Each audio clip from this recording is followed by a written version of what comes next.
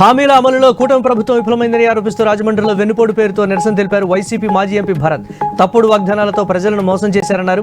వచ్చేది తమ ప్రభుత్వమేనని, వేధింపులన్నిటికీ వడ్డీతో సహా తిరిగి చెల్లిస్తామని హెచ్చరించారు భరత్.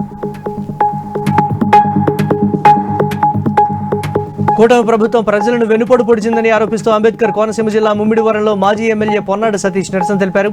ప్లకార్డులు ప్రదర్శించారు. అంబేద్కర్ విగ్రహానికి పూలమాలలు వేశాక నిరసనగా తహసీల్దార్ ఆఫీసు వరకు ర్యాలీగా వెళ్లారు. కుప్పంలోను వైసీపీ వెన్నుపోటు దినం పేరుతో కార్యక్రమాలు చేపట్టింది. వీటికి ఎమ్మెల్సీ భరత్ నేతృత్వం వహించారు. వైఎస్ విగ్రహానికి పూలమాలలు వేశాక ర్యాలీగా వెళ్లారు. మధ్యలోనే పోలీసులు అడ్డుకోవడంతో కాసేపు వాగ్వాదానికి దారితీసింది.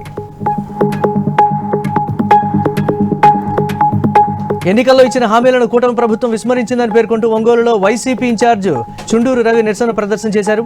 ఒంగోలులోని అంబేద్కర్ భవన్ నుంచి చర్చి సెంటర్ వరకు ర్యాలీగా వెళ్లారు. సూపర్ 6 పథకాలు అమలు చేయకుండా ప్రజలను కూటమి ప్రభుత్వం దగా చేస్తోందని ఆరోపిస్తూ శ్రీ సత్యసాయి జిల్లా పెనుగొండలో మాజీ మంత్రి ఉషా శ్రీచరణ్ ర్యాలీ నిర్వహించారు. ప్రభుత్వానికి వ్యతిరేకంగా నినాదాలు చేశారు. ఆపై ఆర్డీఓ ఆఫీసులో వినతిపత్రం అందించారు మాజీ మంత్రి. వైసీపీ పేదల పక్షపాతిగా ఉంటే కూటమి ప్రభుత్వం పథకాలు అమలు చేయకుండా వెనుపోటు పొడిచిందని ఆరోపించారు. ప్రొద్దుటూరు మాజీ ఎమ్మెల్యే రాచమల్లి శివప్రసాద్ రెడ్డి పార్టీ కార్యకర్తలతో కలిసి ర్యాలీగా వెళ్లి మున్సిపల్ కమిషనర్కు వినతిపత్రం ఇచ్చారు.